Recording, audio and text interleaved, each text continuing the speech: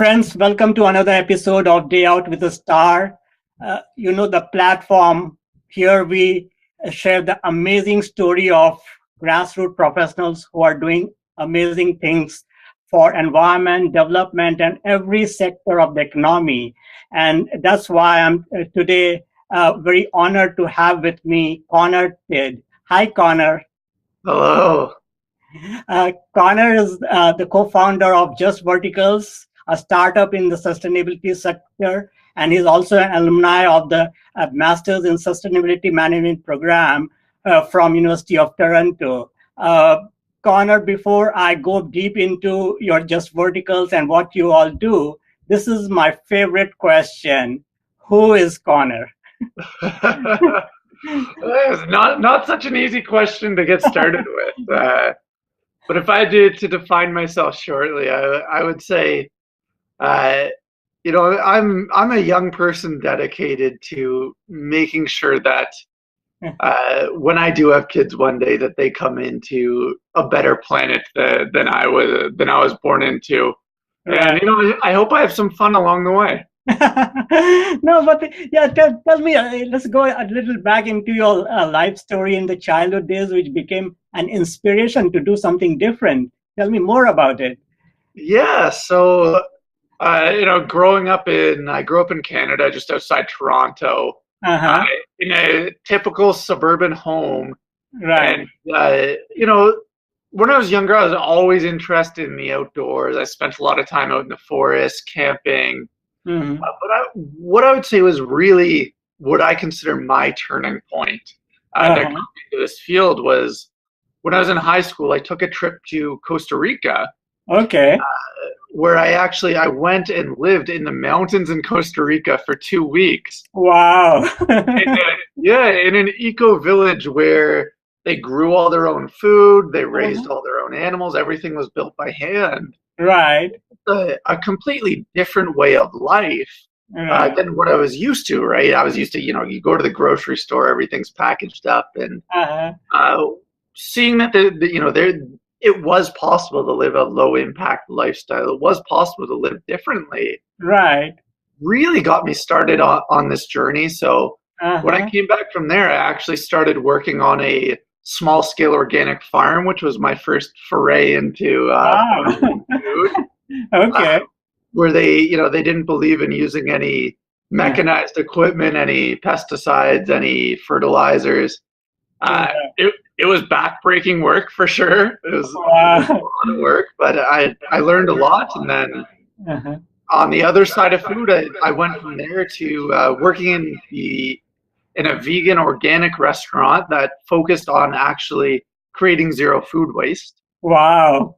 So, I saw that, okay, this could be implemented. We could grow the food. We could use the food in a way that Right. that made sense. And then from there, I went and did my undergrad at McGill University. Wow. And That's an amazing university there. thank you. Yeah. So I did my undergrad there in environment, and I actually thought I was going to be an environmental lawyer. Mm-hmm. Wrote the LSATs, applied to law school, got in, and actually Okay. ended up going instead to the Masters of Science in Sustainability Management program at the University of Toronto. Right. Yeah, and that's how like I got connected with you because one of my teachers is right there, and so that's an amazing thing. Tell me, why did you select this program as compared to other sustainability program? Yeah, so there was two ways I looked at it. As I mentioned before, I was looking at it, was I going to go to law school and do the legal route? And what I Mm-hmm. found was, if I really want to affect change, Mm-hmm. unfortunately, the law, as we all know, moves very slowly. Policy can move very slowly. So I said, Right. if I'm going to affect change, I need to go into a program that's going to support that. Mm-hmm. And then when I was looking at sustainability management programs, Mm-hmm. what really drew me to the MScSM program versus any other was MScSM at the University of Toronto. Shashi, the entire management staff, the administrative staff there, really believes in empowering their students to create change. And Right. for me, and for anyone considering it, if Mm-hmm. you're going into this field, my number one question is, how are you going to create change, and Right. what's the best way to get there. And that's what MSCSM did for me. Wow. Tell me like a couple of unique features of the program. Yeah. So we'll start with the academics. It's Okay. from an academic point of view, it's incredibly interdisciplinary. You'll cover everything from accounting to business strategy to environmental science. They're Mm-hmm. really equipping you with the knowledge tools Mm-hmm. to lead a successful career in the sustainability space. Mm-hmm. But at the same time, they've created that core curriculum that they've based on feedback from real business leaders saying this is what we want our future employees to have. Mm-hmm.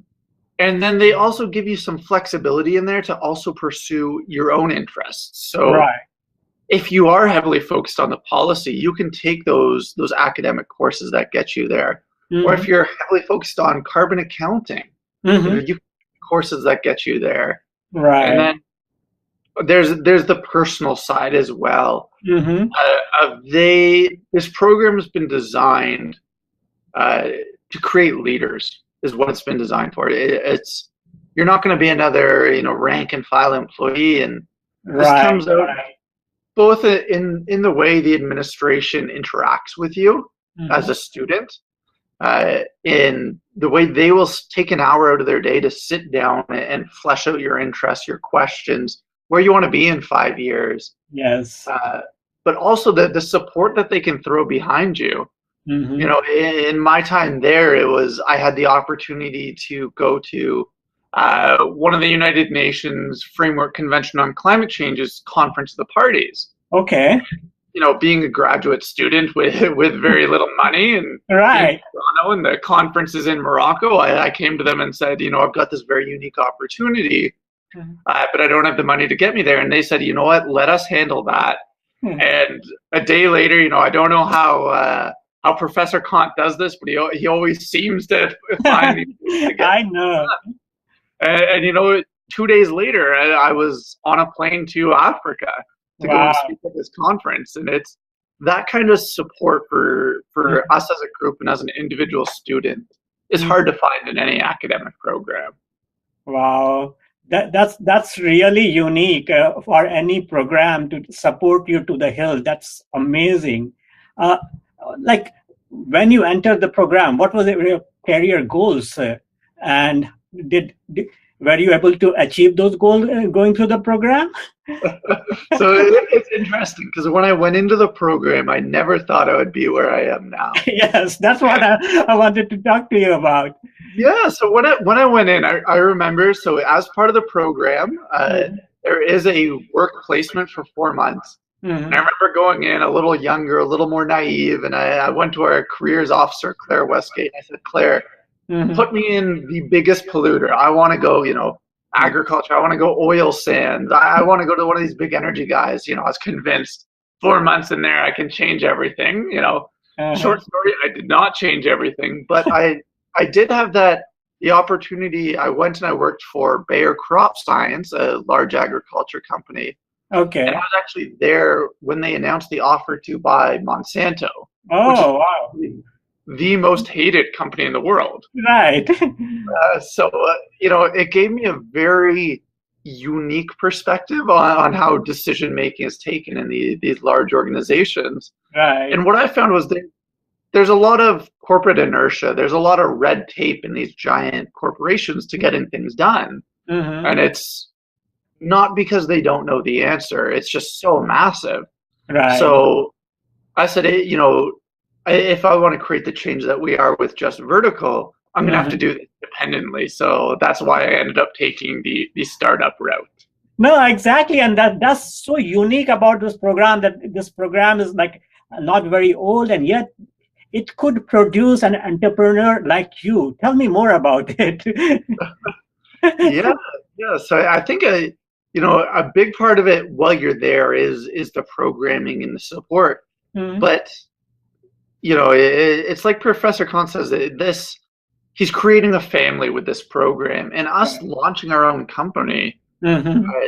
The connections, the introductions, and even the name recognition for such a young program has been incredible. I mean, it's down to the keynote speaker from when we were in the MScSM program recently bought one of our units and had us come out and Wow. install it for them. And it's, seeing that this program can create these lasting connections that are beneficial to us beyond students, but as professionals and as people. Right. No, that's an amazing thing to say. What will you suggest to students who are like who want to get into a master's program in sustainability? Yeah, so when we're speaking broadly about getting into sustainability, I'd say that they should find meaning in their work. Right. Often it's not an easy field to be in all the time. It's Right. we like to think of it as all sunshine and rainbows and saving the oceans and the trees, but a lot of the time you're trying to create change that may be unpopular or maybe uncomfortable for people. So those days where you get 10 no's in a row, you've got to be able to find meaning in what you're doing beyond the paycheck. Right. Really believe in it, and then when you're looking for that program, that master's program, that's going to be the next step for you. Don't be afraid to reach out to former students, to administrators, Exactly. and see if it's the right fit for you. Right. No, that's great, and that's why we have created this Day Out with the Star platform, where like prospective fans, students, and everyone can reach out to mentors like you. So that would be an amazing thing to do. Yeah, and it's a great platform. I've talked to so many people over the years who have always said, I wish I had the opportunity to talk to someone. So, anyone watching this, feel free to reach out. That's what we're here for.